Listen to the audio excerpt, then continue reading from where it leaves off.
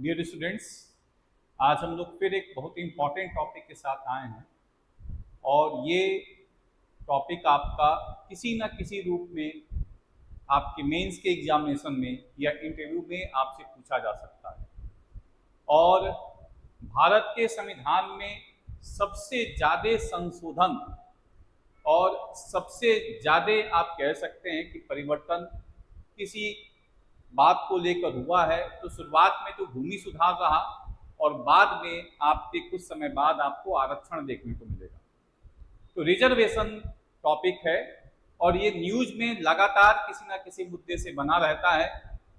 कभी आपके अन्य पिछड़े वर्गों के आरक्षण के लिए, कभी अनुसूचित जनजाति, अनुसूचित जाति, कभी मराठा में, महाराष्ट्र में मराठा आंदोलन, कभी आप देखिएगा कि राजस्थान में गुज्जर आंदोलन या आपके गुजरात में पटेल आंदोलन, या अभी जो राज्यों का कवायद शुरू हुआ है कि हर राज्य चाह रहा है कि अपने स्थानीय लोगों को ही केवल नौकरी प्रदान किया जाए।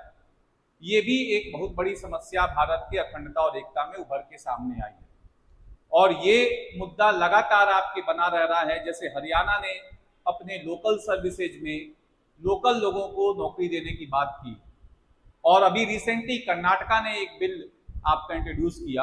हालांकि जो प्रोटेस्ट हुआ वहां पे, उस प्रोटेस्ट को लेके वो वापस उस बिल पे अभी विचार कर रहा है कि क्या इसको इंट्रोड्यूस किया जाए या नहीं। तो आरक्षण जो मुद्दा है ये लगातार आपके देश में बना रहा है और पोस्ट 1990 तो काफी ज्यादा विवादास्पद रूप में आपके देश में देखने को मिल रहा है। लेकिन इसको समझना होगा और क्या ये जरूरी है, क्यों है, आपके कैसे दिया जाता है, क्या इसका मूल उद्देश्य है, वो सब समझने का प्रयास आपको करना होगा। और इसको समझने के पहले आपको ये जरूर समझना है कि आप जिस भी जाति, धर्म या आप आरक्षण मिल रहा हो या नहीं मिल रहा हो, इस पूरी बातों को पहले तटस्थता से सुनिए। Being neutral you should learn on this process. फिर उसके बाद आप डिसीजन लीजिए कि आरक्षण देना है या नहीं देना है। तो चलिए डिस्कस करते हैं जो प्रोविजंस हैं। हम लोगों का पहले जो तरीका रहेगा, पहले समझेंगे आरक्षण क्या है और फिर जो समुदाय हैं जिनको दिए जाते हैं, कॉन्स्टिट्यूशनल प्रोविजंस क्या क्या हैं, सुप्रीम कोर्ट के इस पे जजमेंट क्या क्या आपके हैं, ये सब बातें समझने का प्रयास किया जाएगा। तो चलिए समझते हैं व्हाट इज रिजर्वेशन। आप ये कह सकते हैं कि कुछ समुदायों को जाति के आधार पे, धर्म के आधार पे, लिंग के आधार पे, on the basis of race, religion और caste, they will be given preferential treatment over others. उन लोगों को किसी और धर्म, जाति या लिंग पे वरीयता प्रदान किया जाएगा। इसको आप कहते हैं reservation. Reservation simply means reserving certain seats for certain sections of the society. समाज के कुछ वर्गों के लिए कुछ सीटें आरक्षित कर देना। ये जो आरक्षण है ये आपके नौकरियों में हो सकता है, शिक्षा में हो सकता है, संसद में हो सकता है, न्यायपालिका में हो सकता है, स्थानीय क्षेत्रों में भी हो सकता है। स्थानीय जो आपके प्राइवेट सेक्टर के जॉब्स हैं उसमें भी हो सकता है। तो reservation is providing certain preferential treatment to certain sections of the society over others who are basically downtrodden and they are unprivileged section of the society। तो आरक्षण कुछ समुदाय के लोगों को वरीयता प्रदान करना है जो कि समाज में पिछड़े रह गए हैं या जिनका समाज के पूर्व में कभी शोषण हुआ है, डिस्क्रिमिनेशन हुआ है, विभेद हुआ है, उस आधार पे आरक्षण आप देते हैं। हमारे देश में जो आरक्षण आप देखिएगा वो लार्जली कास्ट बेस्ड रिजर्वेशन की बात आपकी कही जा रही है, लेकिन कास्ट को हमारे यहाँ पे सुप्रीम कोर्ट ने खुद क्लास माना है, एक वर्ग के रूप में स्वीकार किया है। बड़े लंबे समय तक सुप्रीम कोर्ट ने कास्ट को क्लास नहीं माना, लेकिन कुछ जजमेंट्स में उसने स्वीकार करना शुरू किया कि caste in itself is a class. जाति अपने आप में एक वर्ग की सूचना प्रदान करता है। तो जातिगत आरक्षण हमारे देश में लगना शुरू हुआ और जैसे आप देखिएगा कि आपके कुछ कमीशंस बनाए गए इन सारे चीजों के जांच पड़ताल के लिए। तो आरक्षण क्या है? Reservation is a process of enabling certain weaker and downtrodden section of the society so that they are integrated into the mainstream। आरक्षण एक प्रक्रिया है जिसमें समाज के शोषण और पिछड़े वर्गों को मुख्य धारा में जोड़ने का प्रयास किया जाता है। अब आरक्षण दिया क्यों जाएगा? तो आरक्षण दिया इसीलिए दिया जाएगा कि जो हमारे समाज में या किसी भी समाज में किसी तरह का भेदभाव हो रखा है, उस भेदभाव को दूर करने के लिए ये प्रयास किया जाता है। हमारे देश में आपको स्पेसिफिकली जो हिंदू रिलीजन आपका रहा, उसमें जो डिवीजन ऑफ सोसाइटी रहा, कास्ट बेस्ड सिस्टम, उसके वजह से जो डिफॉर्मिटीज आए हैं उसको दूर करने की बात कही जाएगी। बहुत सारे अन्य देश जैसे अमेरिका है, तो अमेरिका में आप देखिएगा आरक्षण किस बेसिस पे मिलता है? On the basis of race, not exactly reservation, लेकिन इनेबलिंग प्रोविजन है जो आप देख सकते हैं। जो ब्लैक्स हैं उनको कुछ आपके कुछ प्रेफरेंशियल ट्रीटमेंट मिलता है, जो हिस्पियन वहां पे हैं उनको कुछ प्रेफरेंशियल ट्रीटमेंट आपका मिलता है। ये केवल भारत में ही नहीं, मैक्सिमम देशों में जहां पे सोशलिस्ट कंट्रीज हैं वहां पे किसी तरह का प्रेफरेंशियल ट्रीटमेंट आपको मिलेगा। और जो कम आपके कहा जाएगा कि सो कॉल्ड कैपिटलिस्ट कंट्री हैं, वो भी आपके पोस्ट 1990 ऑनवर्ड्स उनको ये समझ में आया कि पूरी तरह से मार्केट देश को नहीं चला सकता और कुछ इनेबलिंग प्रोविजन आपको प्रोवाइड करना है। जो सोसाइटी के weaker sections of the society हैं उनको प्रोवाइड आपका करना है। अब एक मुद्दा ये बनता है कि जो आरक्षण है वो इक्वलिटी के अगेंस्ट है। तो ये बात आपको समझना है कि आरक्षण इक्वलिटी के अगेंस्ट नहीं है। आरक्षण को अगर आप देखिएगा तो हमारे कॉन्स्टिट्यूशन में जो प्रोविजंस हैं वो बेसिकली क्या मेक श्योर करते हैं? वो मेक श्योर करते हैं कि जो आपके आरक्षण दिया जा रहा है उससे पॉजिटिव इफेक्ट सोसाइटी में जनरेट हो और कहीं ना कहीं जो वीकर सेक्शंस हैं उनको मेन स्ट्रीम में इंटीग्रेट किया जाए। तो हमारे कॉन्स्टिट्यूशन में जो प्रोविजंस हैं इक्वलिटी के, उसमें जो मोस्ट इंपॉर्टेंट आपका प्रोविजन है वो आर्टिकल 14 है और वो कहता है equality before law and equal protection of law. Equality का अगर आप कंसेप्ट देखिएगा तो इक्वलिटी का कंसेप्ट आपका नेगेटिव भी है और पॉजिटिव भी है। समानता का अवधारणा अगर आप देखिएगा तो ये सकारात्मक भी है और नकारात्मक भी आपको देखने को मिलेगा। नेगेटिव किस सेंस में है? नेगेटिव अगर आप देखिएगा तो जो आर्टिकल 14 आपका कॉन्स्टिट्यूशन है वो क्लियर कट कहता है कि equality before law and equal protection of law, state shall provide equality before law and equal protection of law. अब ये जो इक्वलिटी बिफोर लॉ है ये कहीं ना कहीं एक आपका नेगेटिव कंसेप्ट आपको देता है जो क्लियर कट कहता है everybody should be treated equally in the eyes of law. विधि के समक्ष सबको बराबर मानना चाहिए। अब इससे क्या होता है? ये जो नेगेटिव कंसेप्ट ऑफ इक्वलिटी ये कैसे हमारे देश में समानता लेके आता है? ये हमारे देश में समानता इस प्रकार से लेके आता है कि जो हमारे समाज में प्रेफरेंशियल आपके कहा जाएगा कि पार्ट रहा है सोसाइटी का। जैसे देश आजाद हुआ तो उस समय 552 प्रिंसली स्टेट्स हमारे देश में इंटीग्रेट हुए, 552 प्रिंसली स्टेट्स जिनको राजा आप कहते थे वो इंटीग्रेट हुए। इसके अलावा हजारों के तादाद में जमींदार और जागीरदार आपके थे, तो they were privileged section of the society, समाज के ये कहा जा सकता है कि मुख्य वर्ग के रूप में थे। तो कॉन्स्टिट्यूशन में क्लियर कट लिखा गया कि इनको किसी भी तरह का कोई प्रिविलेज नहीं मिलेगा। राजा हैं या आप जमींदार हैं या जागीरदार हैं तो किसी भी प्रकार का आपको कोई विशेष अधिकार नहीं रहेगा। जो पुराने समय में राजा महाराजाओं को मिलता था वो कोई विशेष अधिकार आपको नहीं मिलेगा। तो ये जो नेगेटिव एस्पेक्ट ऑफ इक्वलिटी है ये मेक श्योर करता है कि जो भारत में जितने भी आजादी के पहले या किसी प्रकार से जो विशेष वर्ग हैं उन विशेष वर्गों का जो विशेष आपका कहा जाएगा कि सम्मान किसी रूप में रहा या आप कह सकते हैं कि विशेषाधिकार रहा, उन विशेषाधिकारों को हटाया जाए ताकि वो भारत में सारे लोगों के बराबर आपके हो जाए।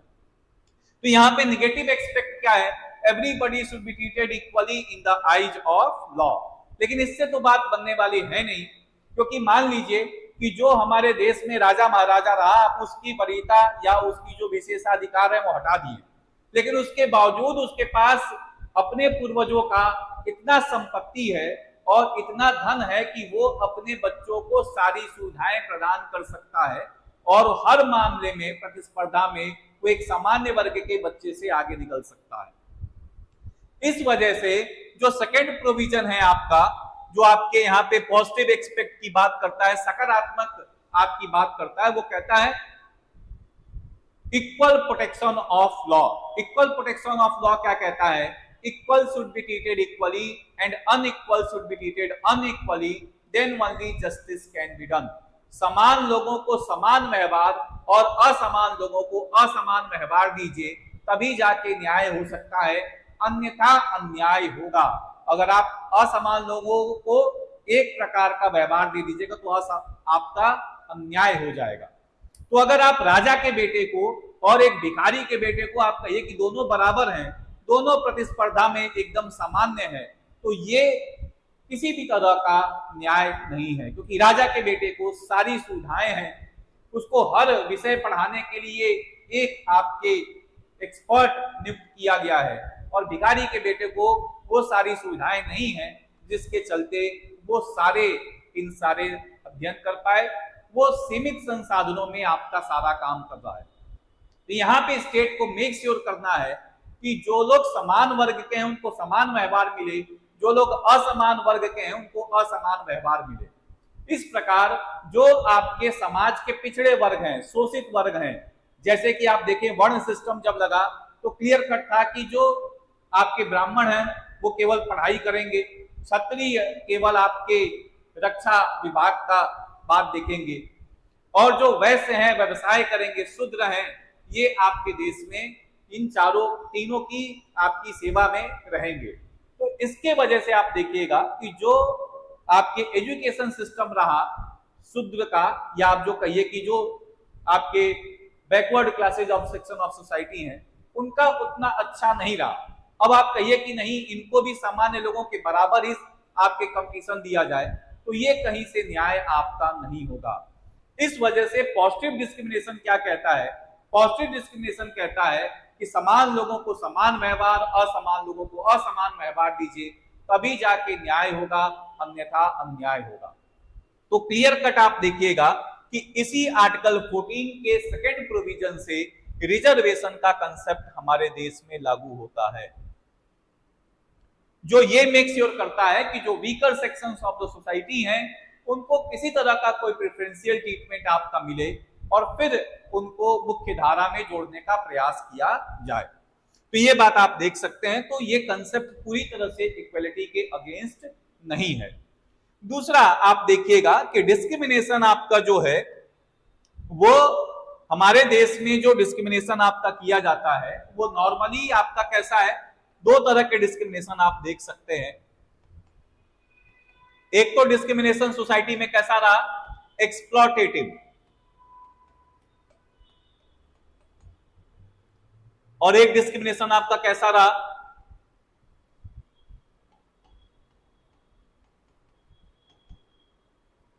पॉजिटिव। ठीक है, तो आप देखिएगा कि डिस्क्रिमिनेशन दो प्रकार का आपको देखने को मिलेगा, एक एक्सप्लॉटेटिव, दूसरा पॉजिटिव, या आप इसको कह सकते हैं कि प्रोटेक्टिव डिस्क्रिमिनेशन, जो आपके अमेरिका में इसका उपयोग किया जाता है, संरक्षात्मक विभेद, या आप कह सकते हैं सकारात्मक विभेद।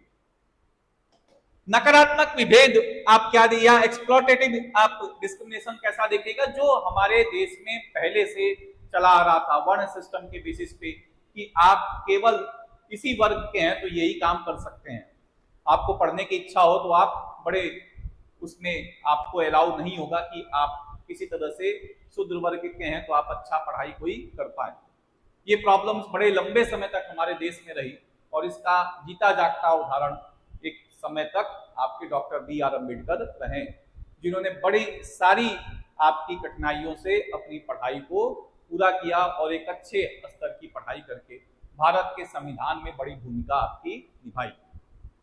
तो आप देख सकते हैं कि एक्सप्लॉयटेटिव डिस्क्रिमिनेशन कैसा था, जैसे यूनाइटेड स्टेट्स ऑफ अमेरिका में भी आप देख सकते हैं, और एक किस तरह का डिस्क्रिमिनेशन था, on the basis of race, racial discrimination, blacks को डिस्क्रिमिनेट किया जा रहा था। या पूरे वर्ल्ड में आप देख सकते हैं वुमेन की पोजीशन हमेशा ही वीक रही है। तो एक्सप्लॉयटेशन के बेसिस पे आपका हो रहा है कि एक्सप्लॉयटेटिव डिस्क्रिमिनेशन है, शोषणात्मक आपका विभेद रहा समाज में कई बार। लेकिन कुछ समय बाद जो स्टेट का नेचर रहा वो चेंज हुआ। पहले स्टेट आपका कैसा था, स्टेट आपका पुलिस स्टेट था, बस लॉ एंड ऑर्डर पे फोकस करता था और वेलफेयर का कोई कंसेप्ट आपका नहीं रहा। लेकिन post 1950 nature of state transform from police state to welfare state. राज्य का रूपांतरण हुआ पुलिस राज्य से कल्याणकारी राज्य में, और कल्याणकारी राज्य में कई तरह के आपके सकारात्मक विभेद करना शुरू किया गया। अभी जो सकारात्मक विभेद है ये बड़े प्रकार से आपके देश में लागू होता है। प्रोटेक्टिव डिस्क्रिमिनेशन अगर आप बात करिएगा तो ये आपके इकोनॉमिक्स में भी लागू होगा, आपके एजुकेशन में भी लागू हो सकता है, आपके एक तरह से कहा जाएगा कि on the basis of sex भी लागू हो सकता है, जैसे मैन और वुमेन। ठीक है, ये बातें आप देख सकते हैं इकोनॉमिक्स में, जैसे पब्लिक डिस्ट्रीब्यूशन सिस्टम आपका प्रोवाइड किया जाता है। और इसी प्रोटेक्टिव डिस्क्रिमिनेशन का एक एग्जांपल आपको देखने को मिलेगा, रिजर्वेशन। रिजर्वेशन भी दो तरह के रिजर्वेशन आपको देखने को मिलेंगे, one is horizontal and one is vertical. Horizontal और वर्टिकल। हॉरिजॉन्टल डिस्क्रिमिनेशन में आपको क्या देखने को मिलेगा, या हॉरिजॉन्टल रिजर्वेशन में आपको क्या देखने को मिलेगा कि जो सीटें हैं वो फिक्स हैं, और जिस वर्ग के लिए जो सीटें दी गई हैं बस उतनी ही सीटें आपको मिलेंगी, उससे ज्यादा आपको नहीं मिलेंगी। जैसे आप देखिएगा कि मान लीजिए कि हमारे यहाँ पे टोटल 100 सीट्स हैं, और 100 सीट्स में अगर आपके रिजर्वेशन लगाए जाए तो ओबीसी को 27%, शेड्यूल कास्ट को 15%, शेड्यूल ट्राइब को 7.5%, ईडब्ल्यूएस को 10%। मतलब टोटल जो सीटें हो गई 27 प्लस 15 प्लस 7.5, ये लगभग आपका कितना निकल के आएगा, 49.5 प्लस 10 60%।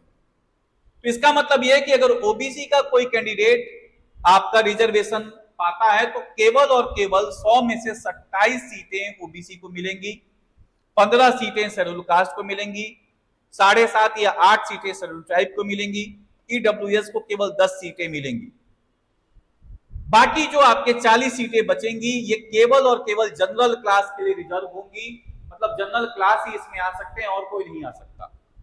वर्टिकल रिजर्वेशन क्या कहता है कि जो अगर कंपटीशन होता है और ओबीसी को आप 27% दे रहे हैं, शेड्यूल कास्ट को 15%, शेड्यूल ट्राइब को 7.5% एंड ईडब्ल्यूएस को आप दे रहे हैं 10%, तो अगर कोई ओबीसी का कैंडिडेट या शेड्यूल कास्ट का कैंडिडेट अगर वो इतना नंबर लेके आता है कि वो टॉप 10 में आ जाए, जनरल की सीट ले ले, तो उसको जनरल की सीट में इंटीग्रेट मान लिया जाएगा। तो apart from this 27 seats, the seats which are qualified by OBC candidates in general candidate also, general seats also, तो उसको जनरल सीट में इंटीग्रेट कर दिया जाएगा। इसका मतलब इसमें सीलिंग नहीं है, 27 के बाद भी अगर कोई ओबीसी का कैंडिडेट जनरल सीटों को क्वालिफाई करता है तो उसको जनरल कैंडिडेट में इंटीग्रेट कर दिया जाएगा। इसका मतलब जो 40 सीटें बच रही हैं, इस 40 सीट में जनरल के अलावा अगर कोई शेड्यूल कास्ट कैंडिडेट इतना नंबर लेके आता है कि जनरल की सीट क्वालिफाई कर रहा है तो उसको उसमें इंटीग्रेट किया जाएगा। शेड्यूल ट्राइब भी आ सकता है, ओबीसी भी आ सकता है, ईडब्ल्यूएस वाला भी आ सकता है। तो ये जो पूरा आप देखिएगा इसको वर्टिकल आपका रिजर्वेशन बोला जाता है और ये हमारे देश में लागू होता है मैक्सिमम सर्विसेज में। तो ये पॉइंट आप देखिएगा कि रिजर्वेशन आपके देखेंगे तो कई तरह से आपके दिए जाते।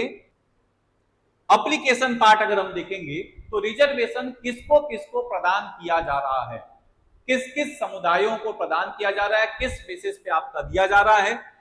जैसे एलजीबीटी, माइनॉरिटी, कास्ट या आपके देखिएगा ईडब्ल्यूएस या वोमेन या प्राइवेट सेक्टर में कहां कहां आपका दिया जा रहा है।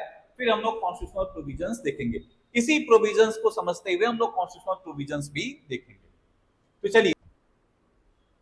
चलिए अब हम लोग देखते हैं कॉन्स्टिट्यूशनल प्रोविजंस क्या क्या है। Constitutional provisions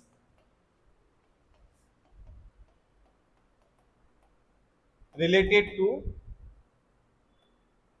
reservation.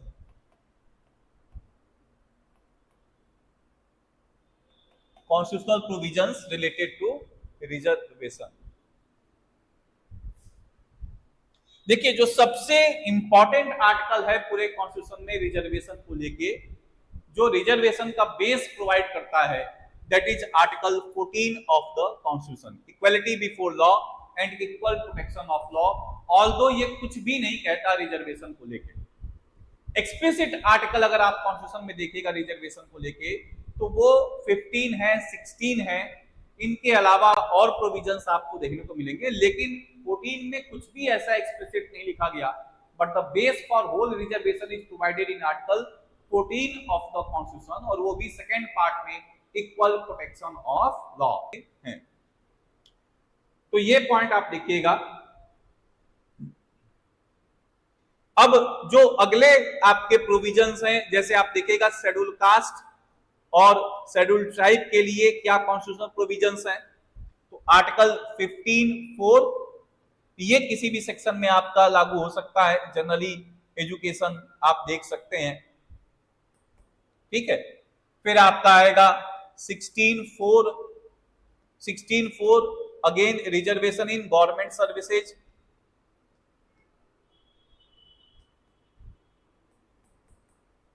देन आप देखिएगा 16(4)(a) reservation in promotion, reservation in promotion with consequential seniority.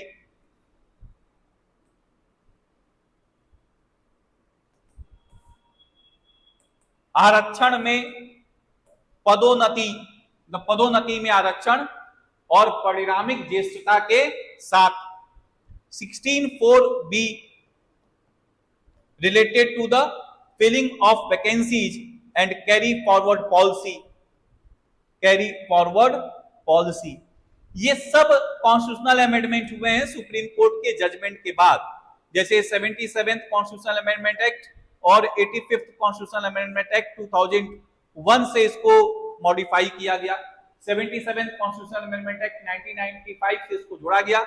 85th constitutional amendment act 2001 से इसको मॉडिफाई किया गया। सब देखा जाएगा क्या क्या अमेंडमेंट हुए हैं।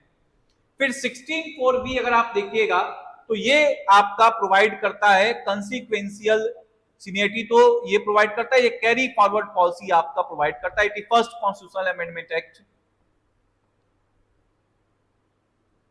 जो आप देखिएगा ये कैरी फॉरवर्ड पॉलिसी को प्रोवाइड आपका करता है। फिर अगला पॉइंट आप देखिएगा कि ये तो SC ST के रिजर्वेशन के लिए आपका है। फिर कौन सा आर्टिकल इसमें जुड़ेगा?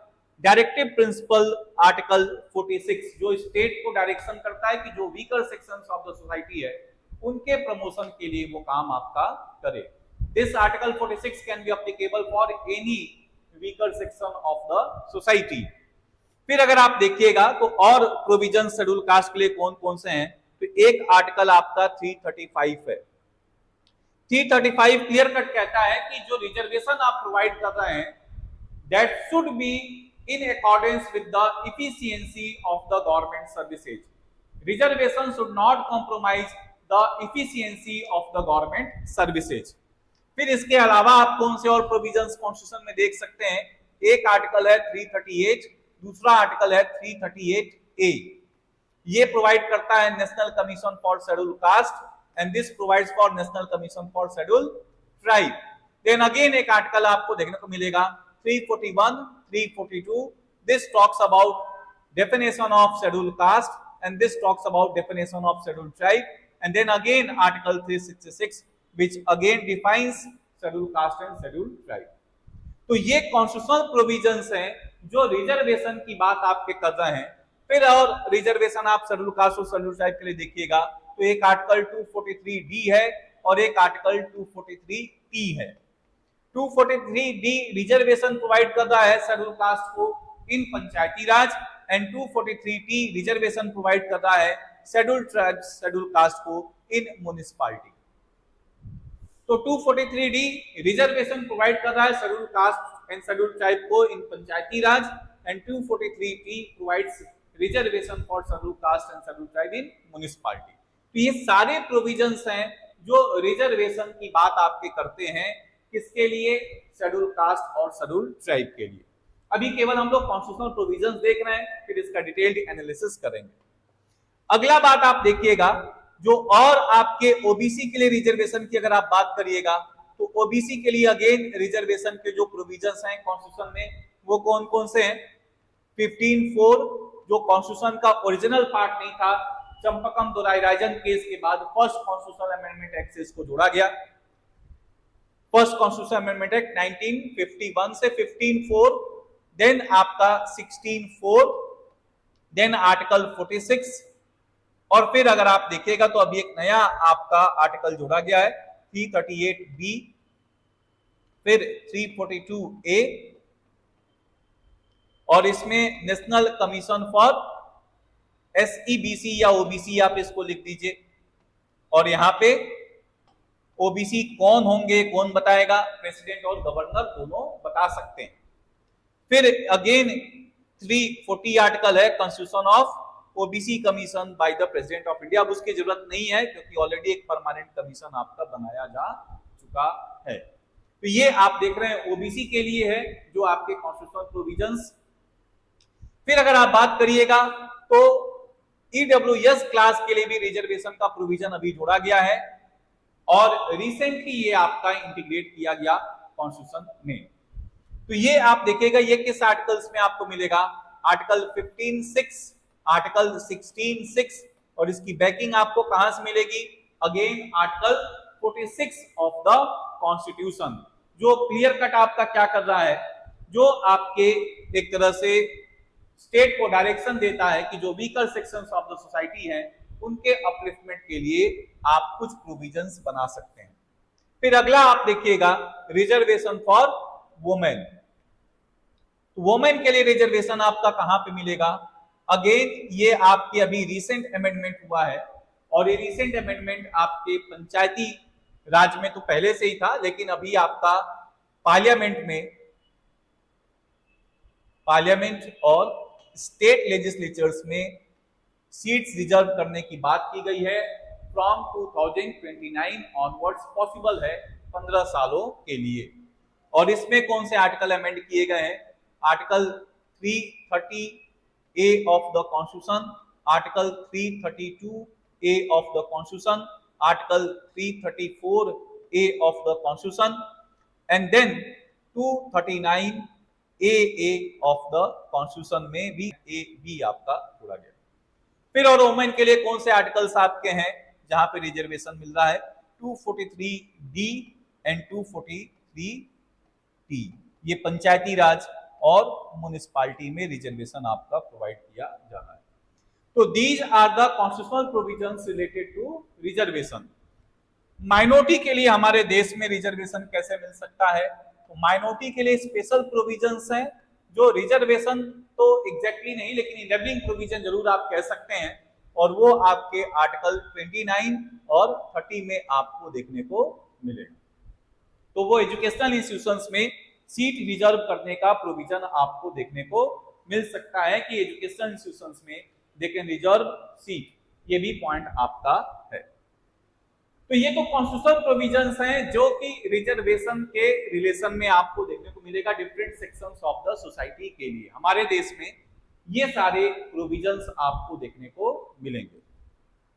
अब जो मुद्दे की बात है वो ये है कि क्या जो रिजर्वेशन आपका दिया जा रहा है इसका बेस कहां से आपका आया है। जो रिजर्वेशन आपका दिया जा रहा है, जैसे अब हम लोग देखेंगे सेक्शन वाइज जो रिजर्वेशंस आपके दिए गए हैं।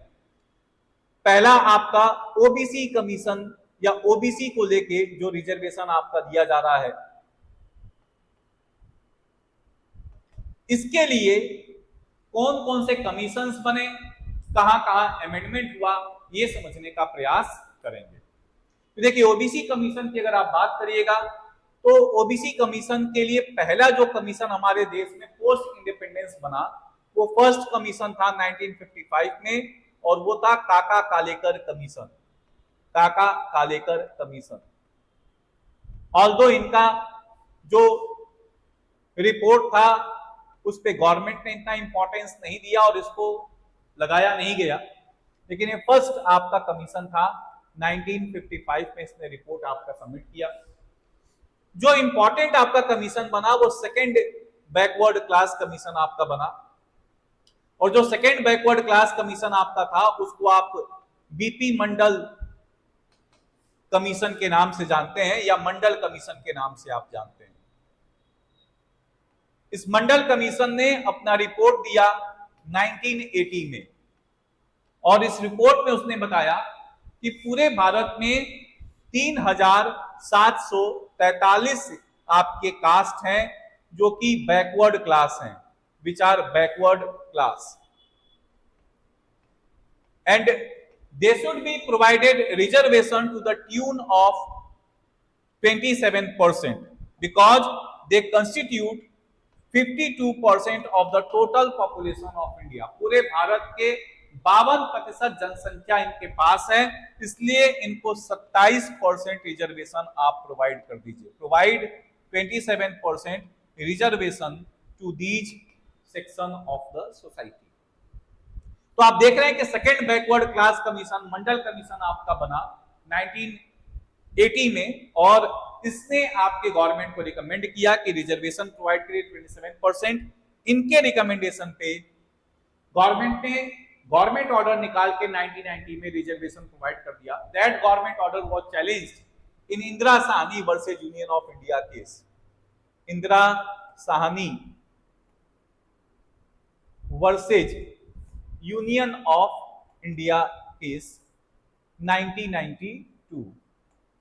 सुप्रीम कोर्ट ने इसी केस में जजमेंट दिया कि रिजर्वेशन जो दिया जा रहा है ये ठीक है, reservation should be extended, reservation can be extended to OBC, लेकिन कुछ कंडीशंस आपको प्रोवाइड करना पड़ेगा। पहला, reservation should not exceed normally 50% in ordinary circumstances. Second, reservation केवल और केवल आपके रिक्रूटमेंट में होगा, प्रमोशन में कोई आपका रिजर्वेशन नहीं होगा। थर्ड, रिजर्वेशन में आप मेक श्योर करिएगा कि जिसको रिजर्वेशन दिया जा रहा है वो सोशली और एजुकेशनली बैकवर्ड क्लास है। इसका मतलब रिजर्वेशन केवल और केवल दो ग्राउंड्स पे मिल सकता है, socially and educationally backward class. सामाजिक और आर्थिक पिछड़ेपन पे आप सामाजिक और शैक्षणिक पिछड़ेपन पे आपको आरक्षण मिल सकता है। चौथा बात, कैरी फॉरवर्ड पॉलिसी आपकी लागू होगी, लेकिन जितनी सीटें जिस साल खाली होंगी वो अगले साल की कुल सीटों में जुड़ जाएंगी और फिर आपका टोटल रिजर्वेशन निकाला जाएगा।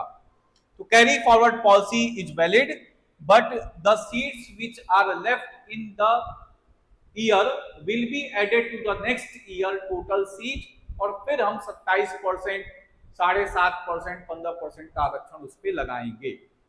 इकोनॉमिकली वीकर सेक्शन के बेसिस पे जो रिजर्वेशन आप दे रहे हैं वो नहीं चलेगा।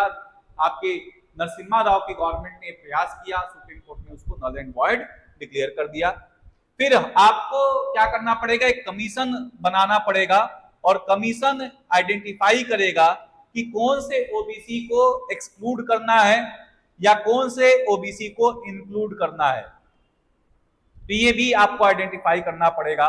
फिर एक और कंसेप्ट उसने दिया कि you should identify the people from the creamy layer section of the society. Creamy layer of OBC, समाज के अन्य पिछड़े वर्गों में जो मलाईदार परत के लोग हैं उनका आप एक तरह से आकलन करिए और उन्हें आरक्षण का लाभ मत दीजिए। तो ये जो रिजर्वेशन आपका था 50% सीलिंग नॉर्मल सर्कमस्टेंस में, तो बड़े आपके अभी हाल फिलहाल में टूटी गया जब गवर्नमेंट ने ईडब्ल्यूएस को रिजर्वेशन आपका प्रोवाइड किया। और इस समय जो रिजर्वेशन आपके देश में मिल रहा है लगभग 60%। और अगर आप एक्स आपकी कहा जाएगा कि आर्मी मैन या डिफेंस पर्सनल्स को जोड़ दीजिए, फिजिकली हैंडीकैप को जोड़ दीजिए, तो रिजर्वेशन लगभग आपके 63% के आसपास एक्सटेंड हो जा रहा है। तो ये क्राइटेरिया अभी आपका ओवररूल हो चुका है कि 50% रिजर्वेशन ही होना चाहिए, that has been overruled. Second, recruitment में ही केवल रिजर्वेशन मिलेगा, आपको प्रमोशन में रिजर्वेशन नहीं मिलेगा।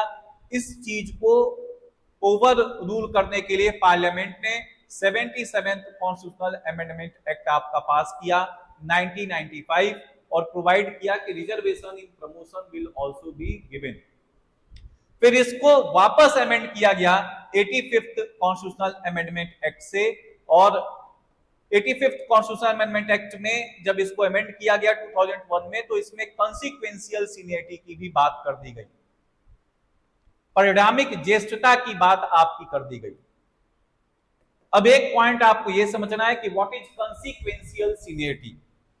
देखिए सिंपल सा आपका कंसेप्ट है, जैसे मान लीजिए कि there are 1000 positions of deputy superintendent of police, और इस 1000 आपके पोजीशंस से हमें 100 पोजीशंस निकालने हैं एसपी के।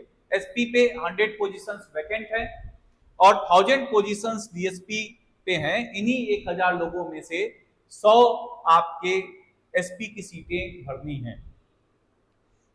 अब जो रिजर्वेशन इन प्रमोशन लगता है वो केवल और केवल शेड्यूल कास्ट और शेड्यूल ट्राइब के लिए लगता है, ओबीसी के लिए नहीं लगता। इसका मतलब इसमें से 7.5% का मतलब लगभग 8 seats will be reserved for schedule tribe and 15 seats will be reserved for schedule cast. अब यहां पे जो बात आपको देखना है वो ये है कि अगर मान लीजिए कॉन्सिक्वेंशियल सीनियरिटी क्या कहता है कि अगर मान लीजिए कि आपको 15 सीटें शेड्यूल कास्ट की मिल गई जो क्वालिफाइड हैं, who can be promoted from this DSP to the position of SP, well and good। कुछ कंडीशंस मान लीजिए इसमें बताए गए हो कि आप कोई टेररिस्ट केस को सॉल्व किए हो, आपका जो डीएसपी पे अनुभव है वो लगभग आपके 10 इयर्स का है, आपने कोई बैंक रॉबरी का केस सॉल्व किया हो, और कुछ कंडीशंस आपके लगा दे।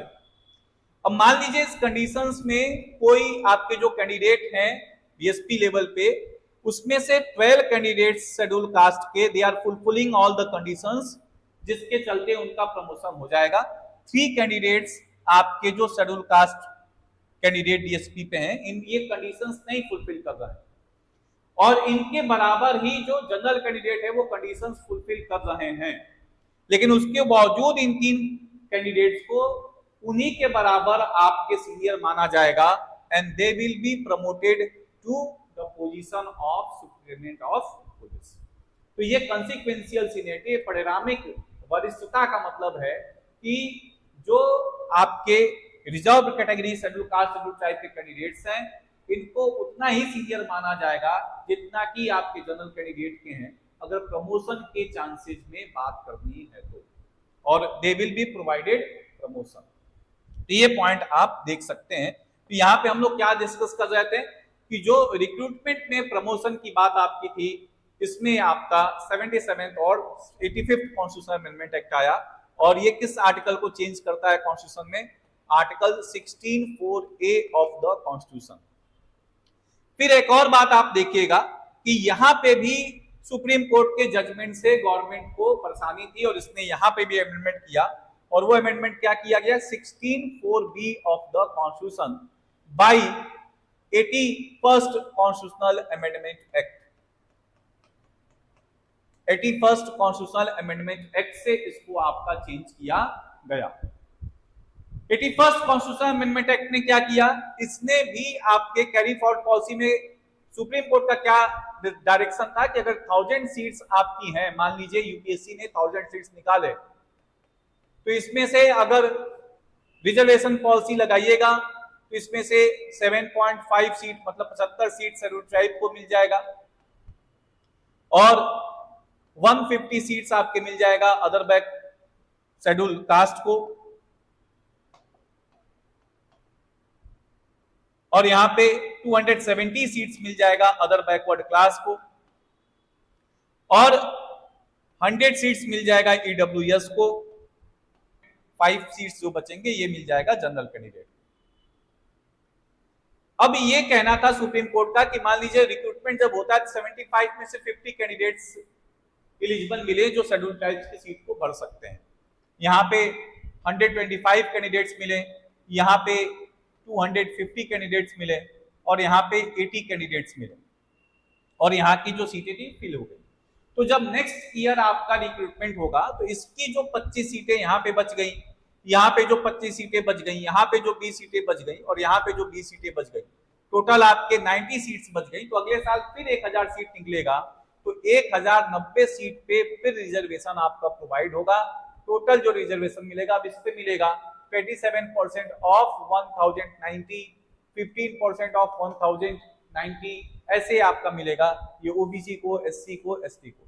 लेकिन पार्लियामेंट के इस अमेंडमेंट से क्या हो गया, पार्लियामेंट के इस अमेंडमेंट से ये हुआ कि जो सीट जिस वर्ग का खाली है उसी में जाके आपका जुड़ेगा। अगले साल जब फिर रिक्रूटमेंट होगा तो शेड्यूल कास्ट की जो सीटें होंगी ये 150 प्लस 25 हो जाएंगी, शेड्यूल ट्राइब की जो सीटें होंगी 75 प्लस 25 हो जाएंगी, ओबीसी की जो सीटें होंगी ये 270 प्लस आपके 20 हो जाएंगी और ईडब्ल्यूएस की 100 प्लस 20 हो जाएंगी। अगले साल ऐसे कैरी फॉरवर्ड पॉलिसी होगा और अगर इस साल भी नहीं भरे तो कुछ समय के बाद एक स्पेशल ड्राइव निकाला जाएगा जिसमें स्पेशल रिक्रूटमेंट आपका होगा, वो देखने को मिलेगा। This is for other backward class. अब यहाँ पे एक मेजर मुद्दा ये उभर के सामने आया कि क्या इस ओबीसी रिजर्वेशन के अंदर सब कैटेगराइजेशन करने की आवश्यकता है कि नहीं। देयर शुड बी सब कैटेगराइजेशन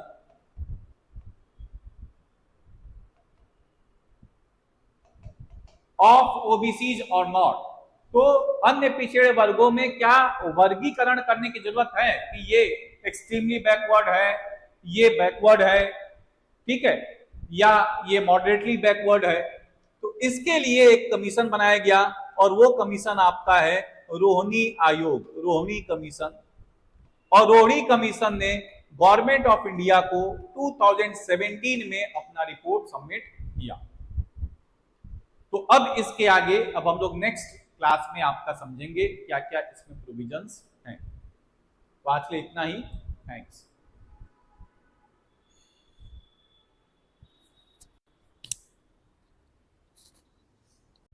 तो अभी तक हम लोग ये देख रहे थे कि जो रिजर्वेशन आपका ओबीसी का है उसके क्या प्रोविजंस हैं। इसमें हमने अभी आपका देखा है आर्टिकल 15(4), फिर आपका आर्टिकल 16(4), 16(4)A, 16(4)B। अब इसमें एक पॉइंट और आपको समझना है कि हमारे यहाँ पे जो एजुकेशनल इंस्टीट्यूशंस थे उसमें ओबीसी को रिजर्वेशन आपका नहीं मिल रहा था। उसको प्रोवाइड करने के लिए अगेन एक आर्टिकल आपके कॉन्स्टिट्यूशन में ऐड किया गया और वो आर्टिकल था 15(5) ऑफ द कॉन्स्टिट्यूशन।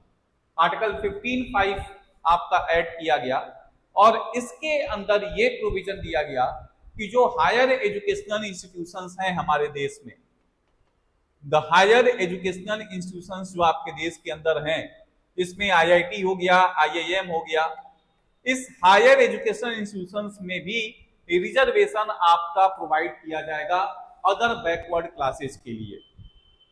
इसको इंप्लीमेंट करने के लिए जो एक्ट आपका बनाया गया वो था सेंट्रल एजुकेशनल इंस्टीट्यूशन रिजर्वेशन इन admission act. Central educational institution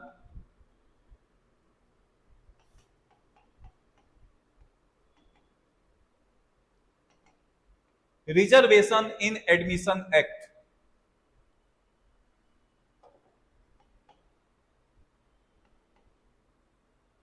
और इस एक्ट को जब गवर्नमेंट इंप्लीमेंट करने की बात की तो इस एक्ट को सुप्रीम कोर्ट ने आपका चैलेंज किया गया। Central education institution reservation in admission act 2006। This act was challenge in supreme court. Supreme court ने इस एक्ट को वैलिड बताया 2008 में और कहा कि स्टैगर्ड रूप से आप रिजर्वेशन को इंट्रोड्यूस कर सकते हैं।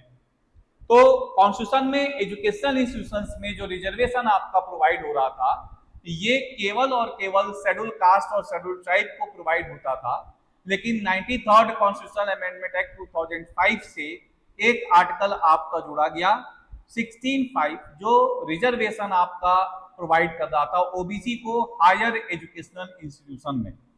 इसको इंप्लीमेंट करने के लिए पार्लियामेंट ने एक एक्ट बनाया, central educational institution reservation in admission act 2006। This act was challenge in supreme court.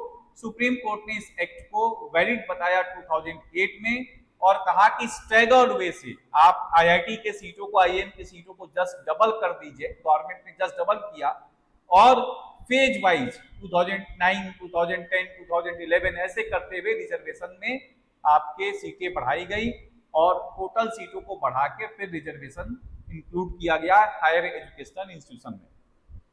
तो ये एजुकेशन में भी ओबीसी को रिजर्वेशन आपका प्रोवाइड किया जा रहा है। फिर अगर आप देखिएगा तो एक और अमेंडमेंट आपका होता है 102nd कॉन्स्टिट्यूशनल अमेंडमेंट एक्ट। ये जो 102वां संविधान संशोधन अधिनियम है ये फिर आपका एक ऑर्गेनाइजेशन को क्रिएट कर रहा है और वो ऑर्गेनाइजेशन आर्टिकल 338B में आपका जोड़ा जा रहा है, जिसको आप पढ़ते हैं national commission for socially educationally backward class. अभी तक जो नेशनल कमीशन बनता था बैकवर्ड क्लास के लिए वो स्टैट्यूटरी कमीशन होता था।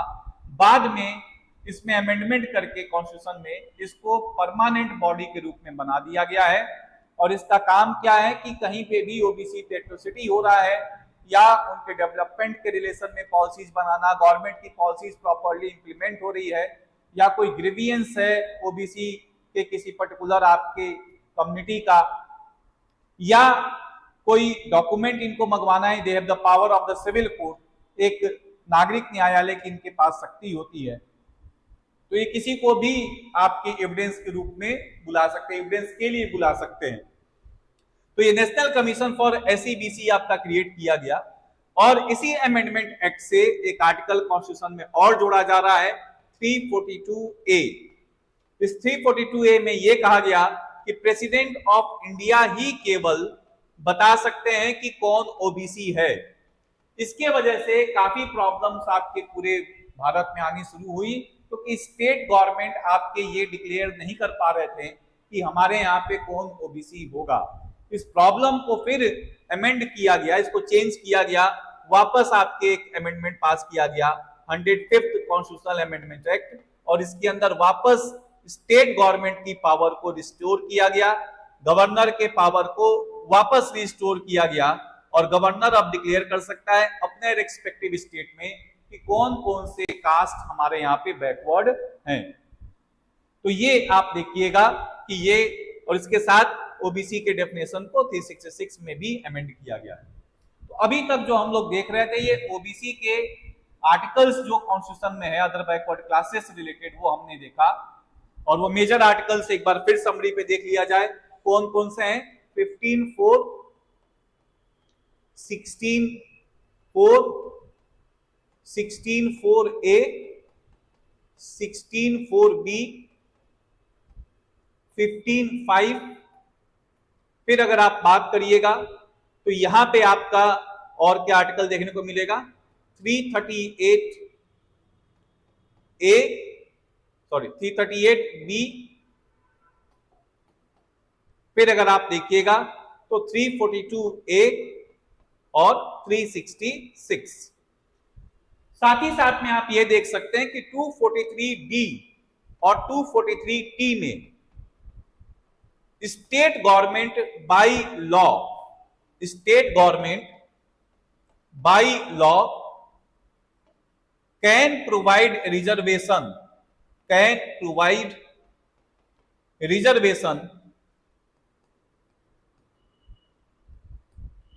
For backward classes of society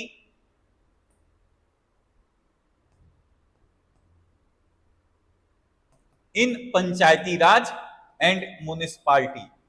तो पंचायती राज और म्युनिसिपालिटी में आरक्षण आपका प्रदान किया जा सकता है, और ये जो आरक्षण आपका प्रदान किया जाएगा ये राज्य सरकार डिसाइड करेगा कि आरक्षण देना है या नहीं देना है, उसके डिसीजन पे आपका ये सारा बात होगा। तो ये पॉइंट आपको यहाँ पे ध्यान में रखना है। These are the articles related to OBC.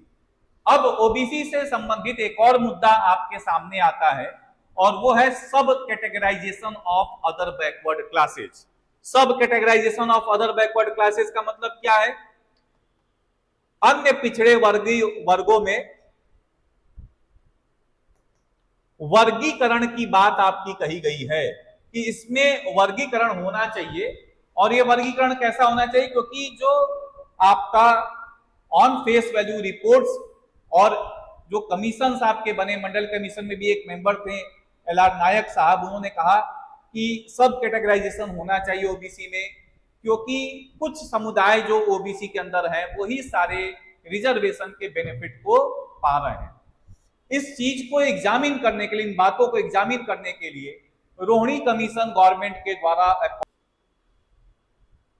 देखिए यहां पे आपका यूनियन कैबिनेट ने रोहिणी कमीशन को अपॉइंट किया था। Union government constituted a 4 member commission headed by justice G Rohini in 2017 under Article 340 with an aim to improve the equitability of sharing of benefits of other backward classes। अब इसका क्या major आपका commission है? जैसे आप देखिएगा मंडल कमीशन के report में भी एक LR नायक ने प्रपोज किया था सब कैटेगराइजेशन ऑफ ओबीसी। उन्होंने आपके एक्सट्रीमली बैकवर्ड क्लास 3 कैटेगरी में बोला था, एक्सट्रीमली बैकवर्ड क्लास, मोर बैकवर्ड क्लास और बैकवर्ड क्लास के बारे में उन्होंने कैटेगराइजेशन की बात कही थी।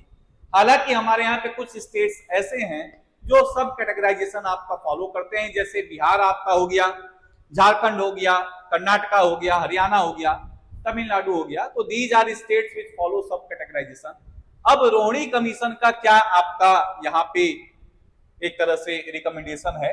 इन्होंने कहा है कि benefits of the reservation process in OBC are enjoyed only by certain communities, और ये हार्डली लगभग 10 के आसपास हैं। उन्होंने कहा है कि 2633 जो सेंट्रल आपके लिस्ट है उसमें से 1900 कास्ट हैं जिनको बेनिफिट मिला ही नहीं है, प्रोपोर्शनली किसी भी तरह का कोई मेजर बेनिफिट आपका नहीं मिला है। Half of this 1900 cast have not availed the benefits of reservation at all. किसी भी तरह का जो 1900 में से आधे जो आपकी जातियां आरक्षण का कोई लाभ नहीं ली है, उसमें से जो आधी जातियां हैं वो 3% का लाभ प्राप्त की हैं। मतलब 900 जो जातियां बच रही हैं वो केवल 3% का उनको लाभ मिला है। Commission highlighted that 25% of benefit of OBC has only been enjoyed by 10 caste in the OBC list. केवल 10 ही सब कास्ट के द्वारा इसका लाभ उठाया गया है। और इन्होंने कहा है कि कुछ ऐसी आपकी जातियां हैं जैसे कालीगर्स हैं या आपके सिल्कीगर्स हैं या सनानियास हैं, इन्होंने तो किसी भी तरह का कोई लाभ नहीं कमाया है। तो इस वजह से आपका बोला जा रहा है कि सब कैटेगराइजेशन करिए, क्योंकि जो अन्य पिछड़े वर्गों का लाभ है वो केवल और केवल कुछ ही जातियों के द्वारा उठाया जा रहा है, जो कि उसमें आर्थिक रूप से सशक्त जातियां आपकी हैं। इन्होंने कहा है कि 8 से 10% कोटा फिक्स कर दीजिए उस 27% कोटा में, और वो 1900 जातियों को दिया जाए जो कि अन्य पिछड़े वर्गों में भी अत्यंत पिछड़े आपके हैं। ये बात आपका बोला जा रहा है। These 1900 caste constitute about 2 to 3% of total seats। तो ये जो 1900 जातियां ये केवल ओबीसी के टोटल 27% सीटों में हार्डली 2 से 3% सीटें इनको मिलता है। इसके बाद आप देखिएगा कि जो आपका सब कैटेगराइजेशन की बात है, ये सब कैटेगराइजेशन की बात आपके शेड्यूल कास्ट में भी इंप्लीमेंट करने की बात कही जा रही है। रिसेंटली देखिए, अभी जब आपके रिजर्वेशन की बात, आपके रिजर्वेशन इन प्रमोशन की बात आपकी शुरू हुई, तो रिजर्वेशन इन प्रमोशन में सुप्रीम कोर्ट का जजमेंट था कि किसी भी तरह का कोई रिजर्वेशन इन प्रमोशन नहीं होना चाहिए। ऑल्दो गवर्नमेंट ने उसको ओवररूल किया by 77th constitutional amendment act which was further amended by 85th constitutional amendment act. लेकिन उस पूरे केस में आप देखिएगा कि सुप्रीम कोर्ट ने गवर्नमेंट की इस अमेंडमेंट को तो सही बता दिया, लेकिन अमेंडमेंट के साथ साथ आपका उसने ये भी कहा है कि आप इसमें क्रीमी लेयर का कंसेप्ट आप लगाइए। तो क्रीमी लेयर इन प्रमोशन आपको इंप्लीमेंट करने की बात आपकी कही जा रही है, और वो क्रीमी लेयर इन प्रमोशन किस चीज के लिए दिया जाएगा, आपके शेड्यूल कास्ट और शेड्यूल ट्राइब में इंप्लीमेंट करने की बात कही जा रही है। ऑल्दो अभी तक गवर्नमेंट ने किसी भी तरह का कोई एक्शन इसके रिगार्ड नहीं लिया है। तो यहाँ पे आप देखिएगा कि कुछ केसेज आपके थे, जिन केसेज में आप देखिएगा सबसे पहले तो आपका मंडल केस ही हो गया। मंडल केस के बाद एक और जो मेजर केस आपका हुआ सुप्रीम कोर्ट के अंदर, वो था M Nagaraj versus union of India 2006 case. इन्होंने कहा इस केस में कि अगर आपको रिजर्वेशन प्रोवाइड करना है तो 3 सर्टेन कंडीशंस अगर मेट करते हैं, 3 सर्टेन कंडीशंस अगर फुलफिल हो रहे हैं तो आप रिजर्वेशन दे सकते हैं। उसमें पहला कंडीशन आपका है कि गवर्नमेंट के पास क्वांटिफाइबल डाटा होना चाहिए कि कितने अनुसूचित जाति अनुसूचित जनजाति की क्या मात्रा है जिस मात्रा में वो पिछड़े हैं। Supreme court upheld constitutionality of reservation for scheduled caste and scheduled tribe in promotion but with 3 conditions। पहला बोला कि आपके पास क्वांटिफाइबल डाटा होना चाहिए अनुसूचित जाति अनुसूचित जनजाति का, मात्रात्मक आपके पास एक डाटा होना चाहिए। दूसरा, ये भी आप जांच पड़ताल से पता लगाइए कि वो उनका प्रतिनिधित्व पर्याप्त नहीं है सरकारी नौकरियों में, they are inadequately represented in the government services. और तीसरा बात, आर्टिकल 335 का कंडीशन मेट होना चाहिए, overall efficiency of the government services should not be compromised. सरकार की पूरी दक्षता जो है प्रशासन में, कुशलता है, वो किसी तरह से कम ना हो। लेकिन कुछ समय बाद गवर्नमेंट ने general Singh versus Lakshmi Gupta case 2018 में अपने इन 3 कंडीशंस में पहले कंडीशंस को रूल आउट कर दिया है और केवल 2 कंडीशंस को ही माना है।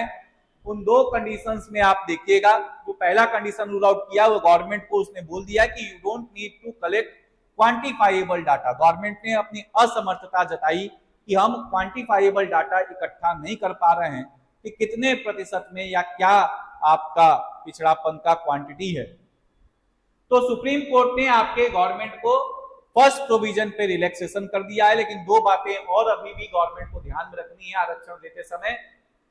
फैक्ट अबाउट देयर इनएडुकेटेड रिप्रेजेंटेशन, ये आपको जांच पड़ताल करके रखना है कि उनका सरकारी सेवा में पर्याप्त प्रतिनिधि नहीं है, और दूसरा सरकारी गुणवत्ता से आपको ध्यान में रख के आरक्षण देना है।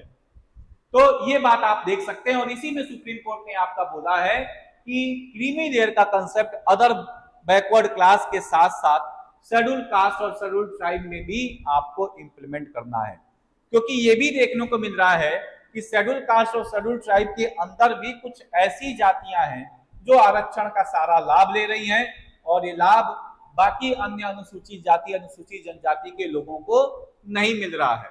ये पॉइंट आपको देखने को मिलेगा। इसलिए सुप्रीम कोर्ट कह रहा है कि prioritise most marginalised section of the society, जो समाज में सबसे पिछड़े वर्ग हैं उनको आप इसका लाभ दीजिए। Supreme court in Jarnail Singh के judgment noted that the benefits by and large are snatched away by top creamy layer of the backward class or class, keeping the weakest among the weak always weak and leaving the fortunate layers to consume the whole cake। तो जो अत्यंत पिछड़े हैं उनको और हम कमजोर करते जा रहे हैं, और इसका लाभ केवल और केवल कुछ सशक्त लोगों को ही मिल पा रहा है। ये पॉइंट आपका है जो आप देख सकते हैं।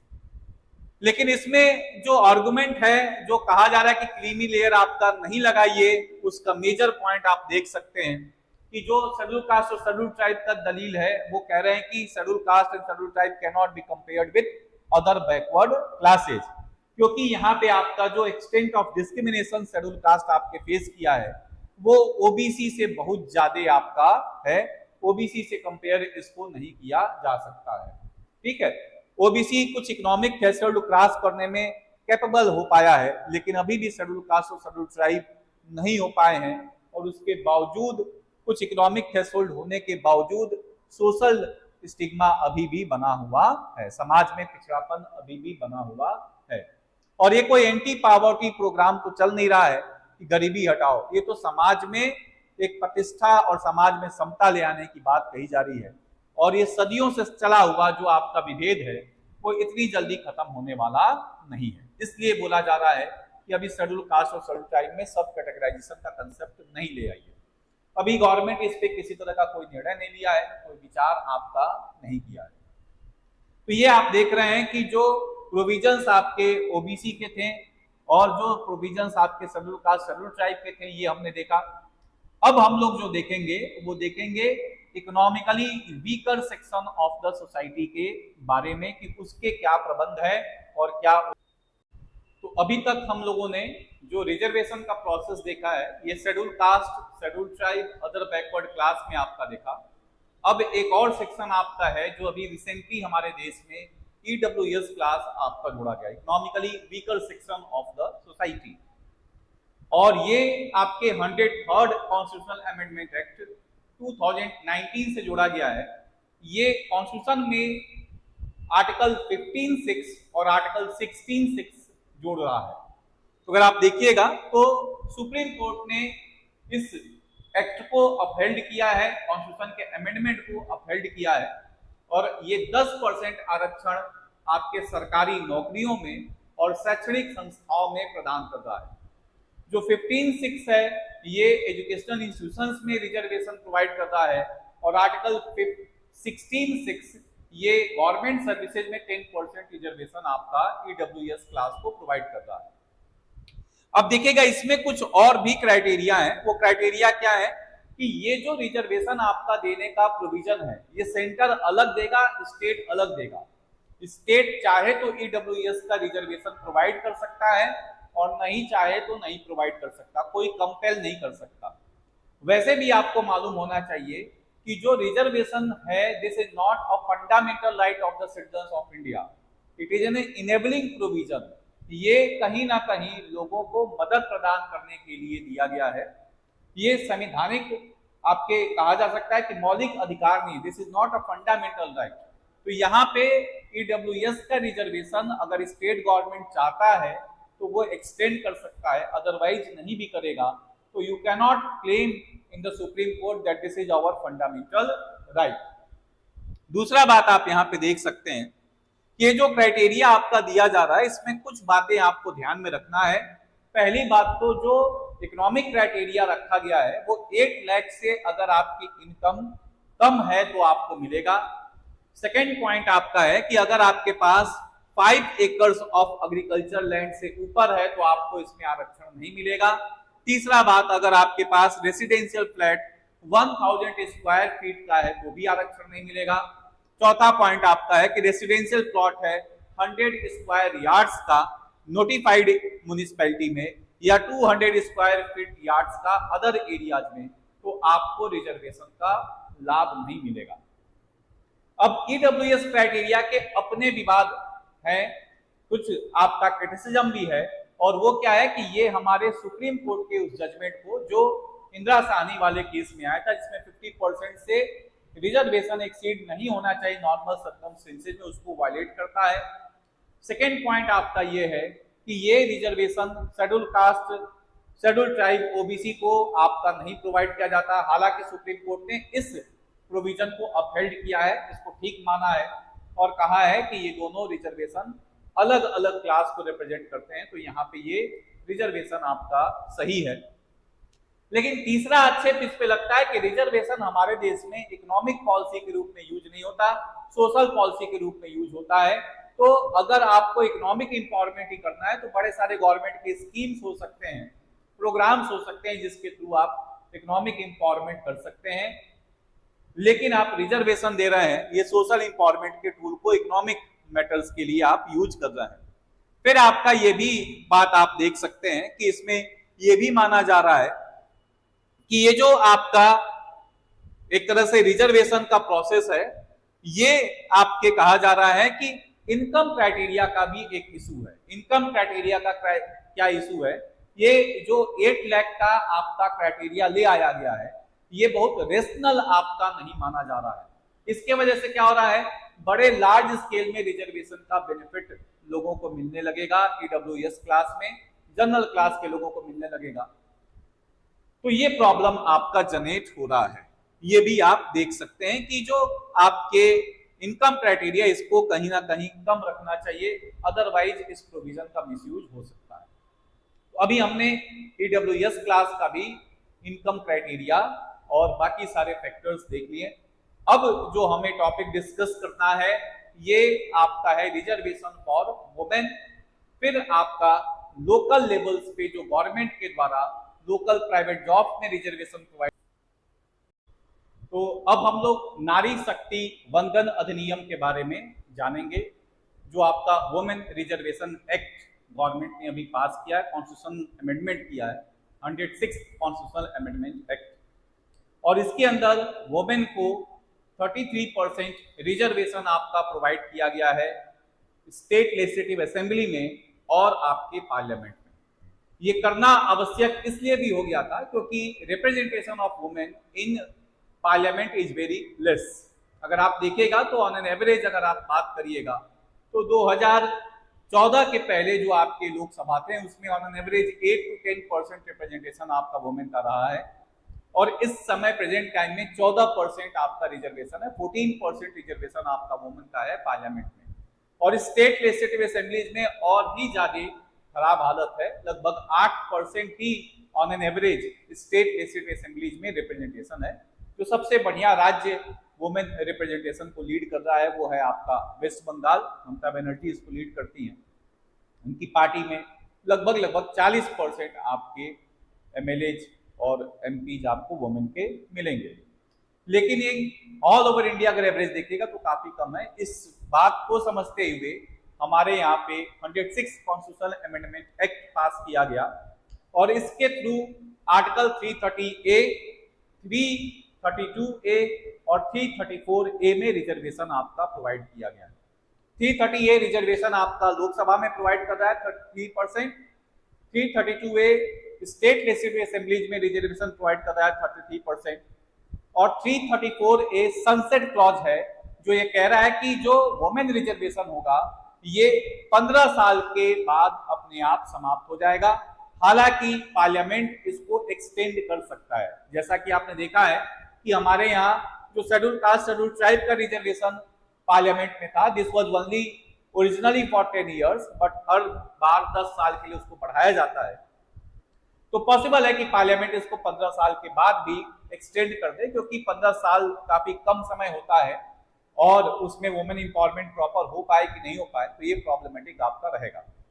और वुमेन को हमारे यहाँ पे क्या रिजर्वेशन मिलता है? पंचायती राज और म्युनिसिपालिटी में जो सीट्स हैं उस टोटल सीट्स का 33% पंचायती राज और म्युनिसिपालिटी में रिजर्व किया जाता है आर्टिकल 243D और 243T के अंदर। और ये जो रिजर्वेशन आपका पंचायती राज में है वो वुमेन के मेंबर्स के साथ साथ चेयरपर्सन पोजीशन पे भी आपका रिजर्वेशन आपको प्रोवाइड किया जाता है। जबकि आप म्युनिसिपालिटी में अगर आप बात करिएगा तो ये रिजर्वेशन केवल मेंबर्स तक ही एक्सटेंड होता है। चेयरपर्सन के लिए अगर रिजर्वेशन प्रोवाइड करना है तो स्टेट लेजिस्लेचर बाय लॉ आपको मिलेगा। तो एक पॉइंट और आपको ये समझना है कि अगर आप पंचायती राज और म्युनिसिपालिटी में वुमेन के रिजर्वेशन की बात करते हैं तो पंचायती राज में तो जो 3 टियर स्ट्रक्चर है, उस 3 टियर स्ट्रक्चर में जो मेंबर्स हैं, जैसे ये आपका ग्राम पंचायत है, ये आपका पंचायत समिति है, ये आपका जिला परिषद है। तो जिला परिषद के जो सदस्य हैं इसका चेयरपर्सन है, पंचायत समिति के जो सदस्य हैं इसका चेयरपर्सन है, ग्राम पंचायत के जो सदस्य हैं इनका चेयरपर्सन है। इन तीनों स्तर पे जो आपके चेयरपर्सन और मेंबर्स उनको भी रिजर्वेशन आपका मिलेगा। लेकिन जो म्युनिसिपालिटी है तो म्युनिसिपालिटी में नगर पंचायत होगा या म्युनिसिपल काउंसिल होगा, नगर परिषद होगा या नगर निगम होगा, म्युनिसिपल कॉरपोरेशन आपका होगा। तो इसमें जो रिजर्वेशन आपका मिलेगा वुमेन को, वो केवल मेंबर्स के लेवल पे मिलेगा, चेयरपर्सन के लेवल पे स्टेट लेजिस्लेचर बाय लॉ आपका प्रोवाइड करेगा। अब जो रिजर्वेशन आपको वुमेन को प्रोवाइड किया गया है, इसके कुछ प्रॉस भी हैं और कुछ कॉन्स भी हैं।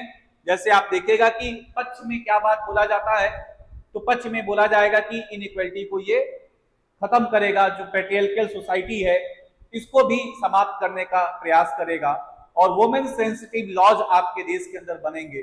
जो एट्रोसिटीज हैं वुमेन पे, या जो प्रॉब्लम्स वुमेन से रिलेटेड है, उनका आपका प्रॉपर एनालिसिस हो सकता है पार्लियामेंट में, और फिर जो वुमेन है वो उस बातों को अच्छे से समझ सकती है और एक अच्छा लॉ आपके वुमेन सेंट्रिक बनाया जा सकता है।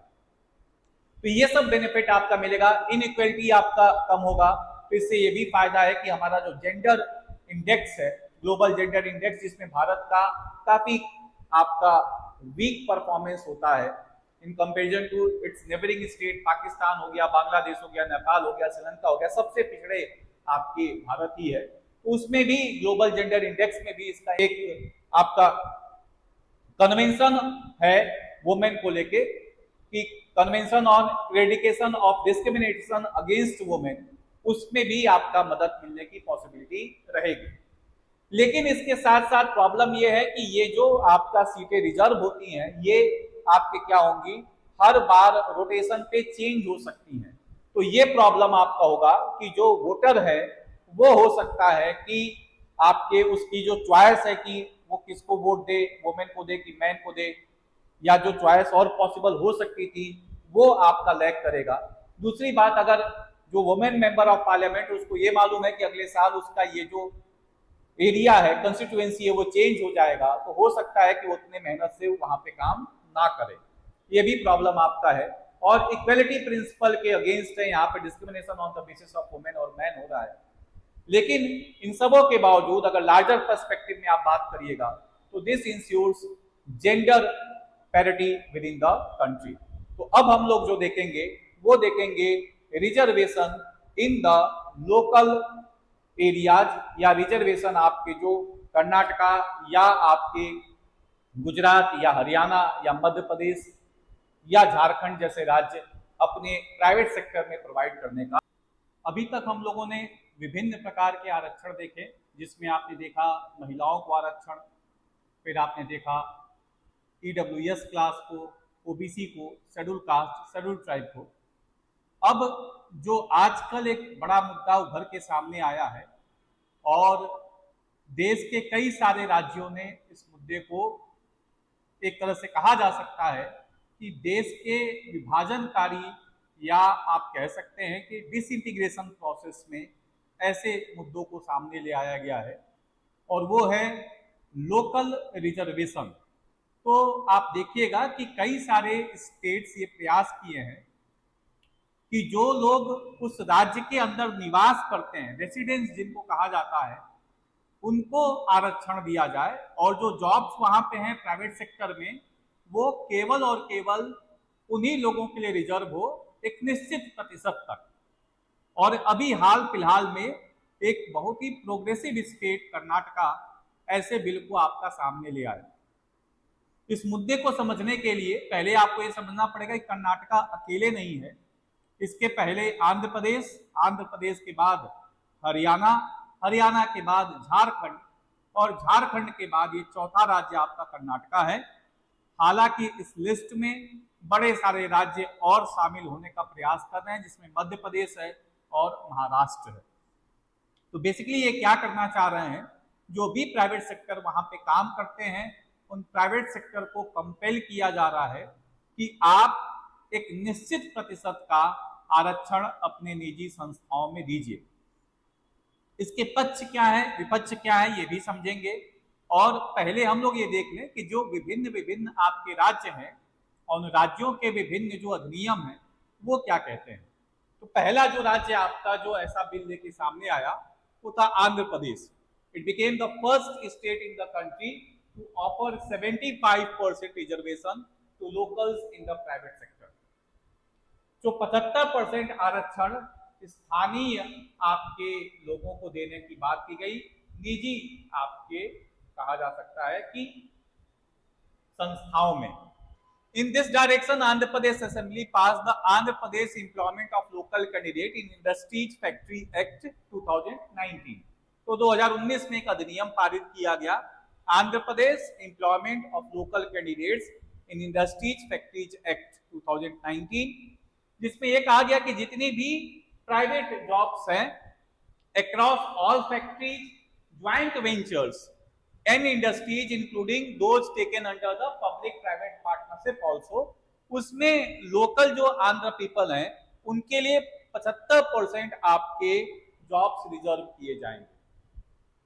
ये बात आप देख सकते हैं। इसके बाद जो स्टेट पास किया वो हरियाणा था, जिसने state employment of local candidate act 2002 आपका पास किया, जिसमें 75% प्राइवेट सेक्टर में रिजर्वेशन की बात की गई।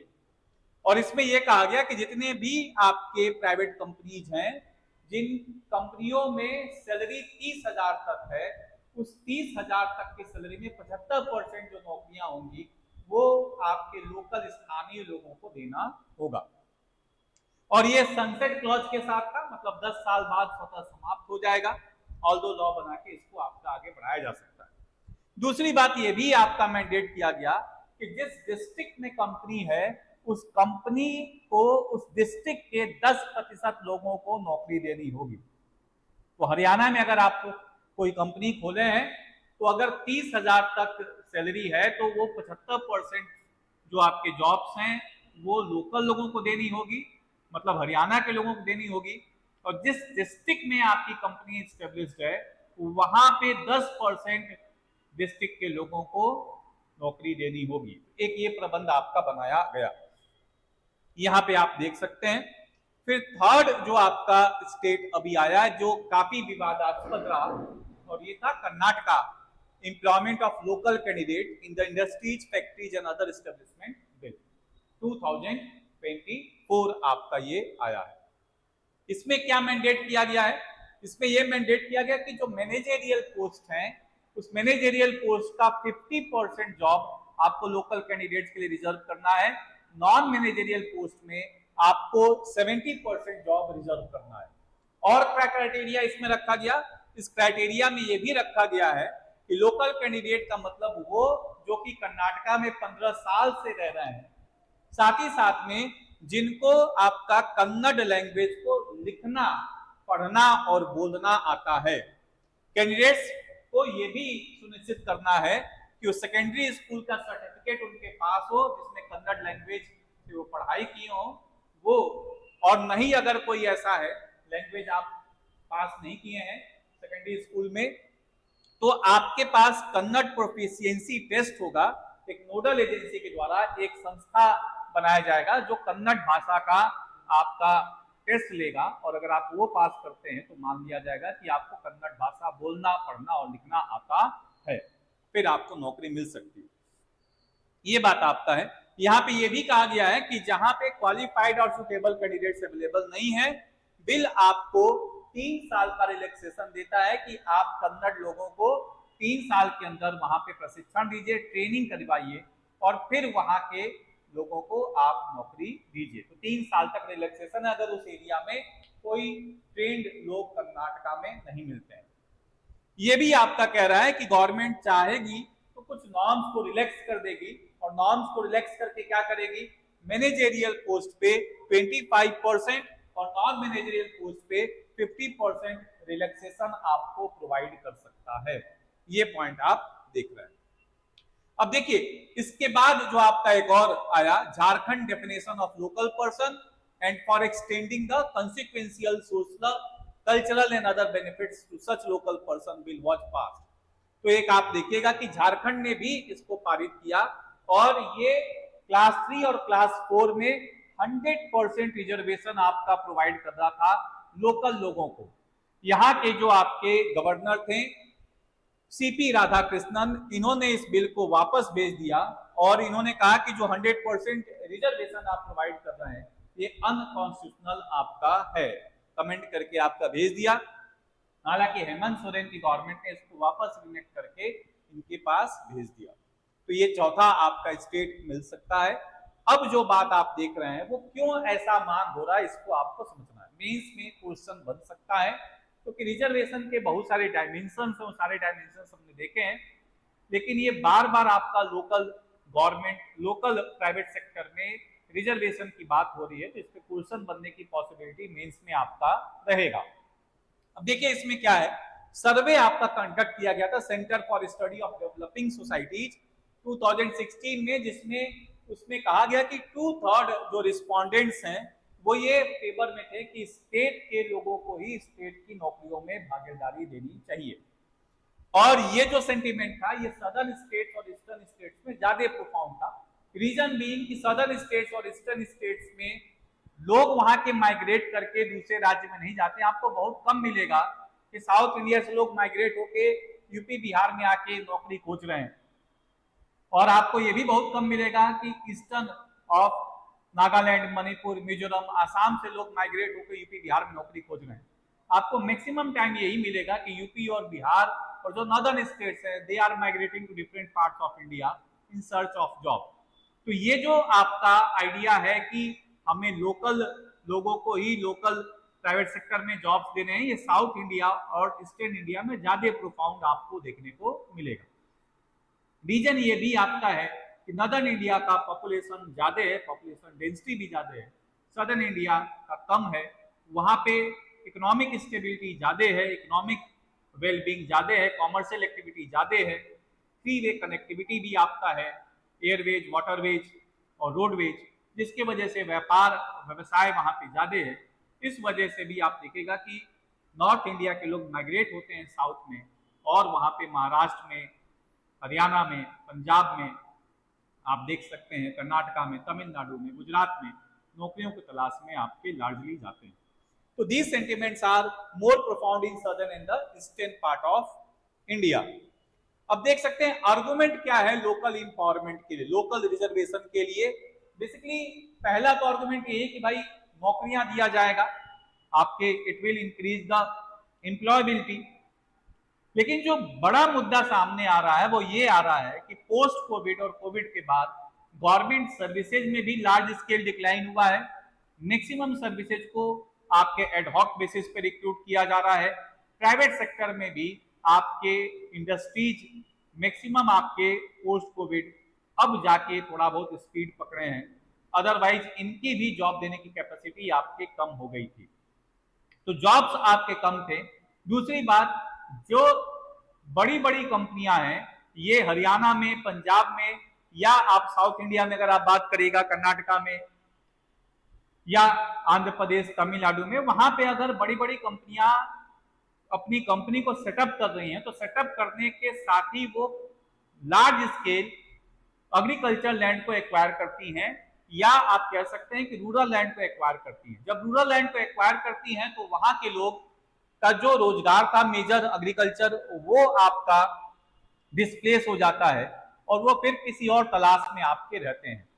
तीसरा मेजर रीजन है एग्रेरियन क्राइसिस। आप देख सकते हैं कि बड़े लार्ज स्केल पे हमारे देश में जो एग्रीकल्चर है वो प्रॉफिटेबल नहीं रह गया है, due to fragmentation of the land holding, due to obsolete technology, due to आप कह सकते हैं कि आपके change in the monsoon periods, या आप कह सकते हैं मॉनसून के ऊपर डिपेंडेंसी, इरेटिक आपके वाटरफॉल जो आप देखेगा मॉनसून, उसके वजह से जो एग्रीकल्चर है वो उतना ज्यादा प्रॉफिटेबल आपका नहीं रह गया, तो लोग एग्रीकल्चर छोड़ के अब नौकरियों की तलाश में आ रहे हैं। इसलिए भी आप देखेगा कि नौकरियों की मांग आपकी हो रही है, लोकल लेवल पे आपकी हो रही है। अगला मेजर बात क्या है कि जो आपके मल्टीनेशनल कंपनीज होते हैं वो लार्जली लोकल लोगों को नौकरी पे नहीं रखना चाहते हैं। रीजन भी क्योंकि लोकल लोग ज्यादा संगठित होने की संभावना रखते हैं, वो वहां के लोकल एरियाज में आपके पकड़ रखते हैं, ऑर्गेनाइज हो सकते हैं, और कहीं ना कहीं मल्टीनेशनल कंपनीज अगर कोई ऐसी पॉलिसी लेके आ रही है जो ह्यूमन रिसोर्स डेवलपमेंट के अगेंस्ट है या ह्यूमन रिसोर्स का मिसयूटिलाइजेशन हो रहा है, तो वहां पे प्रोटेस्ट कर सकते हैं। तो multinational companies maximum time local लोगों को रिक्रूट करना नहीं चाहती, वो जिस स्टेट में उस स्टेट से बाहर लोगों को रिक्रूट करने का प्रयास करती है ताकि वो आए अपना काम करें, उस तरह की राजनीति ना हो उनके कंपनियों में। ये भी एक मेजर रीजन आपको देखने को मिलता है।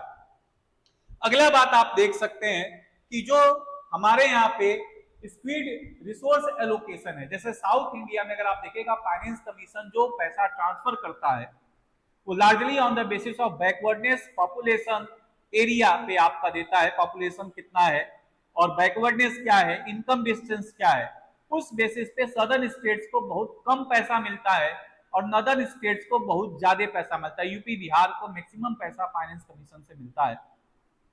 अब साउथ इंडिया वाले स्टेट से कह रहे हैं कि ये डेवलपमेंट भी नहीं करते, अपने आप को इंडस्ट्रियलाइज भी नहीं कर रहे हैं और स्किल डेवलपमेंट भी नहीं कर रहे हैं और मैक्सिमम ये क्या कर रहे हैं, फाइनेंशियल रिसोर्सेज भी ले रहे हैं, उसके बावजूद ये हमारे यहाँ पे आके हमारे लोकल जॉब्स को भी ले रहे हैं और लोगों को यहाँ पे डिस्प्लेस कर दे रहे हैं। तो ये भी एक मेजर सेंटिमेंट आपका साउथ इंडिया में आपको देखने को मिलेगा।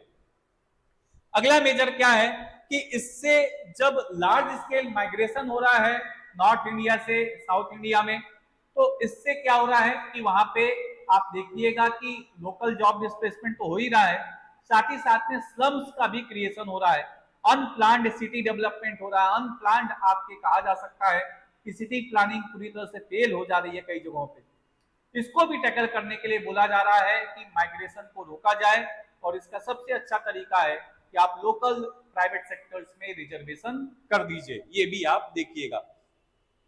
अगला बात आपका क्या है कि यहाँ पे ये भी कहा जा रहा है कि एक अजीम प्रेमजी यूनिवर्सिटी है, उसने स्टडी किया था और उसने स्टडी करके ये देखा कि कॉर्पोरेट सेक्टर में जो परसेंटेज ऑफ दलित्स हैं, परसेंटेज ऑफ मुस्लिम्स हैं, ये काफी कम है। इसको भी हाईलाइट किया गया था इस स्टडी में। तो इसमें यह कहा गया कि अगर लोकल लेवल पर रिजर्वेशन प्रोवाइड कर दिया जाएगा तो इनका भी एसिमिलेशन होगा और इन्हें भी जॉब अपॉर्चुनिटी ज्यादा मिल सकती है। ये भी एक पॉइंट आप देख सकते हैं। It can also promote inclusive development, ये भी आप देख सकते हैं, ये भी एक फायदा हो सकता है। Arguments against the reservation in private sector, ये क्या है, ये पूरी तरह से आप देख सकते हैं कॉन्स्टिट्यूशन के कई सारे आर्टिकल्स का वायलेशन आपका करता है।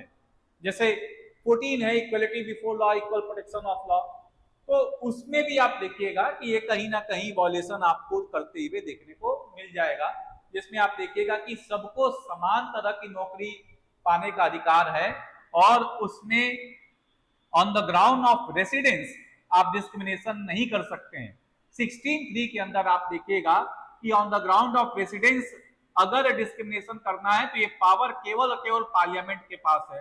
Parliament can only make a law on the ground of residence and can provide services to the people. लेकिन यहाँ पे स्टेट रेसिडेंस को आधार बना के आरक्षण दे रहा है, ये नहीं हो सकता, ये कॉन्स्टिट्यूशन के अगेंस्ट है। फिर आप देखिएगा 19(1)(d) right to movement for the territory of India, right to residence for the territory of India, right to vocation, आपको profession, occupation, business 19(1)(g), 19(1)(d), 19(1)(e), 19(1)(g) का भी वायलेशन है। आपको कहीं पे भी भ्रमण करने का अधिकार है, कहीं पे भी निवास करने का अधिकार है, किसी भी तरह का व्यवसाय, व्यापार और वृत्ति करने का अधिकार है। जब इन तीनों को जोड़िएगा, आपको कहीं पे भी जाने का अधिकार है, कहीं पे भी निवास करने का अधिकार है, किसी भी तरह का व्यवसाय करने का अधिकार है। जब इन तीनों को जोड़ के आप बात करिएगा तो ये कहीं ना कहीं आपके जो रिजर्वेशन प्रोवाइड किया जा रहा है on the basis of locals in the private sector, ये इसके अगेंस्ट आपको देखने को मिलेगा। फिर आप ये भी देख सकते हैं कि जो हमारे यहाँ पे आर्टिकल 301 से 307 है, trade, commerce and intercourse shall be free through out the territory of India, व्यापार और वाणिज्य समागम पूरे भारत में सर्वत्र निर्बाध होगा। उसमें जो रिस्ट्रिक्शंस लगाने की पावर रखी गई है वो आर्टिकल 302 में पार्लियामेंट को दिया गया है और 304 में आपके एक तरह से कहा जा सकता है कि स्टेट गवर्नमेंट को दिया गया है। State government trade, commerce, intercourse पे रिस्ट्रिक्शंस लगा सकता है। 304 में जो शर्त आपकी बताई गई है वो क्या है, it should be in public interest, and public interest के साथ साथ वो जो लॉ स्टेट बना रहा है उसको प्रेसिडेंट पहले आपका फाइनलाइज करेंगे, प्रेसिडेंट के परमिशन से ही वो लॉ आपका हो सकता है।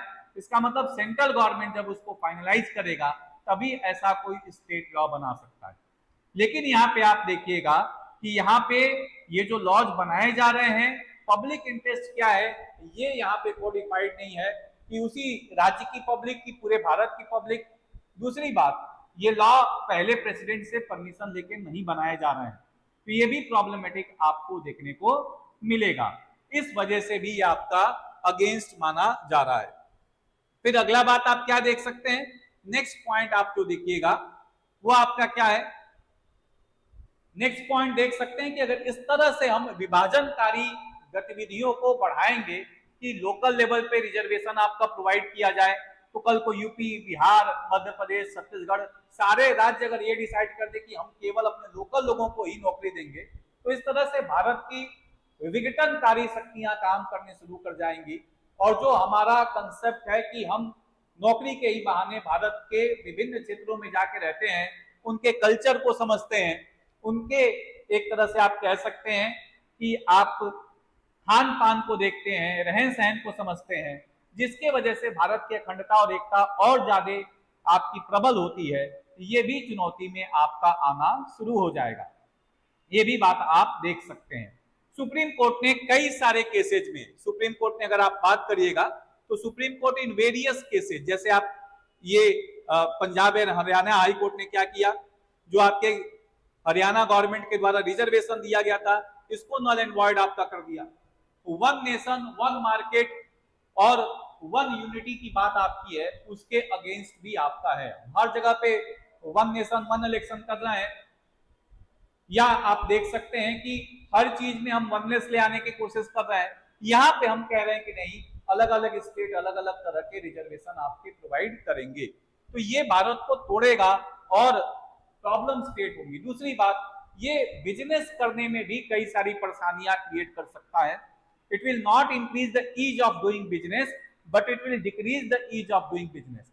जब आप प्राइवेट सेक्टर कंपनियों को बाउंड कर दीजिएगा कि आप 75% जो नौकरियां लोकल लोगों को देंगे, और मान लीजिए वो स्किल नहीं मिल रहा वहां पे, तो फिर क्या करेंगे प्राइवेट सेक्टर की कंपनियां, बाहर से कैसे स्किल लेके आएंगी, उनकी कॉस्ट आप बढ़ा दीजिएगा, कॉम्पिटिटिवनेस डिक्रीज हो जाएगा, क्योंकि वो पहले लोकल लोगों को ट्रेनिंग देंगे, ट्रेनिंग दे के फिर उनको नौकरी पे लेके आएंगे।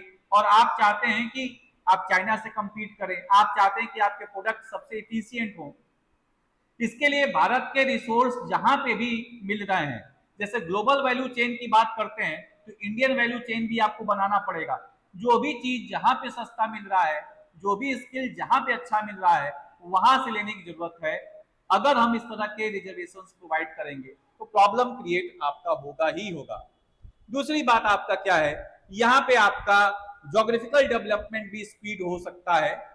इन्वेस्टर्स केवल उसी राज्य में जाने का कोशिश करेंगे जहां पे लोकल स्किल अच्छा हो, लोकल जो आपके इन्वायरमेंट है वो अच्छा हो, और इस वजह से ये भी हो सकता है कि जिन राज्यों में रिजर्वेशन लग रहा है, हो सकता है कि वहां पे इन्वेस्टर्स जाने से बचें, ये भी प्रॉब्लम आपका हो सकता है। तो जो आपको अग्रणी राज्य आज दिख रहे हैं, सो कॉल्ड अपने आप को बहुत अच्छा मान रहे इकोनॉमिक पैरामीटर्स पे, अगर प्राइवेट सेक्टर वहां पे जाने से आपका बचना शुरू कर दे, तो वही जो इकोनॉमिक फॉरवर्ड स्टेट्स हैं वो कुछ सालों के अंदर बैकवर्ड होना शुरू हो जाएंगे। तो ये भी प्रॉब्लम है, क्योंकि लॉन्ग टर्म रिपरकशंस होगा। आप बड़े छोटे समय के लिए इन बातों को करना चाह रहे हैं, लेकिन इसका नेगेटिव इफेक्ट लॉन्ग टर्म होगा। हो सकता है कई सारे मल्टीनेशनल कंपनीज कर्नाटका में, आंध्र प्रदेश में, हरियाणा में पैसा लगाने से ही बचना शुरू कर दें, ये भी प्रॉब्लम आपका हो सकता है। फिर आप जो यहाँ पे बात देख रहे हैं, ये जो पूरा का पूरा कवायद है, इसमें एक और प्रॉब्लम आ रहा है कि ये पॉलिटिकल मूव ज्यादा लगता है, इकोनॉमिक मूव कम लगता है। ये अपलिफ्टमेंट का प्रयास करना कम है, लोगों को नॉलेज इंपार्ट करिए, लोगों को स्किल दीजिए, लोगों को टेक्नोलॉजी दीजिए। आप क्या कर रहे हैं, पॉलिटिकल मूव के चलते रिजर्वेशन देने की बात कर रहे हैं। Reservation can not be solution to all the problems of employment in India. आरक्षण ही हमारे सारे नौकरियों का समाधान नहीं हो सकता है। आरक्षण के बियॉन्ड सोचने की जरूरत है। आप लोगों को कौशल दीजिए, आप लोगों को प्रशिक्षण दीजिए, लोगों को उतनी गुणवत्ता दीजिए, उतना ज्ञान दीजिए, तो अपने राज्य में ही नहीं, वो पूरे भारत में और पूरे विश्व में जाके नौकरी ले सकते हैं। तो गवर्नमेंट शॉर्टकट खोज रहा है, और शॉर्टकट क्या है, मेहनत ना करें, ह्यूमन रिसोर्स पे खर्चा ना करें, हेल्थ पे खर्चा ना करें, स्किल पे खर्चा ना करें, प्राइवेट सेक्टर में रिजर्वेशन आपका इम्पोज कर दे। तो ये बात आप देख सकते हैं। डिटेल्स की भी कमी है, लोकल्स कौन है, कैसे उनको आइडेंटिफाई किया जाएगा, क्या मापदंड है, ये भी आपका प्रॉपर नहीं है, ये आप देख सकते हैं। चलिए अब अगला एक और छोटा सा टॉपिक है। अभी क्या हुआ है, हाल फिलहाल में लगभग 2000 के आसपास, अब 2020 के आसपास आंध्र प्रदेश ने क्या किया, आंध्र प्रदेश ने आपके यहां पे एक ऑर्डर दिया जिसमें 100% रिजर्वेशन शेड्यूल्ड ट्राइब्स को देने की बात कर दी उनके एरिया में। और ये 100% रिजर्वेशन आपका था जिसमें 33% जो आरक्षण होगा वो महिलाओं को दिया जाएगा शेड्यूल्ड ट्राइब्स के एरिया में। इसका मतलब जो शेड्यूल्ड ट्राइब्स का एरिया था उसमें 100% रिजर्वेशन था और केवल शेड्यूल्ड ट्राइब्स को ही रिजर्वेशन वहां पे मिल सकता है। ये जो आपका मामला था ये सुप्रीम कोर्ट में चैलेंज हुआ। सुप्रीम कोर्ट के 5 जज बेंच ने 100% रिजर्वेशन को नल एंड वॉइड आपका कर दिया है। यहाँ पे आपका क्या हुआ था, गवर्नर जो आंध्र प्रदेश के थे इन्होंने अपनी पावर का यूज किया और उसमें 5th शेड्यूल के अंदर जो उनके एरिया जा रहे थे उसमें 100% रिजर्वेशन शेड्यूल ट्राइब्स के लिए दे दिया। ये सुप्रीम कोर्ट ने क्या किया, सुप्रीम कोर्ट ने कहा कि 100% reservation is against article 14 of the constitution equality before law, against 15 and against 15 में, जिसमें आपका discrimination against citizens and equal opportunity के अगेंस्ट आपको देखने को मिलेगा। ये कह रहा है कि 100% रिजर्वेशन अगर आप दे रहे हैं तो ये जनरल क्लास को, ओबीसी को और शेड्यूल कास्ट को डिप्राइव कर रहा है कि किसी भी तरह की कोई लाइवलीहुड उन शेड्यूल ट्राइब्स के एरिया में वो कर पाएंगे। तो अगर 100% आरक्षण आप दे दीजिएगा तो अनुसूचित जनजाति क्षेत्र में जो सामान्य वर्ग के लोग हैं, जो अन्य पिछड़े वर्ग के लोग हैं और जो अनुसूचित जाति हैं उनको किसी भी तरह की कोई नौकरी नहीं मिल पाएगी, उनके जीवन और उनके जीवन यापन को ही चुनौती हो जाएगी। ये बात आपको देखने को मिलेगा। ये पॉइंट आपका है। तो ये मेजर बात आपका है। इसमें क्लियर कट बोला गया कि judgment further includes that equality of opportunity and pursuit of choice can not be deprived of arbitrary. तो जो आपका चयन करने की जो हमारी आजादी है और साथ ही साथ में जो अवसर की समता का अधिकार है इसको आप मनमाने तरीके से खत्म नहीं कर सकते। ये बात आपका है। एक पॉइंट और देख लीजिए, ये लास्ट पॉइंट है, पर्सन विद डिसेबिलिटी एक्ट 1995। ये भारत में डिसेबिलिटी जो दिव्यांग लोग हैं उनके लिए 3% आरक्षण आपका प्रदान करता है गवर्नमेंट सेक्टर्स में और हायर एजुकेशनल इंस्टीट्यूशन। तो ये जो रिजर्वेशन के मल्टी डायमेंशनल एक्सपेक्ट हैं वो डिस्कस करने का प्रयास किया गया है।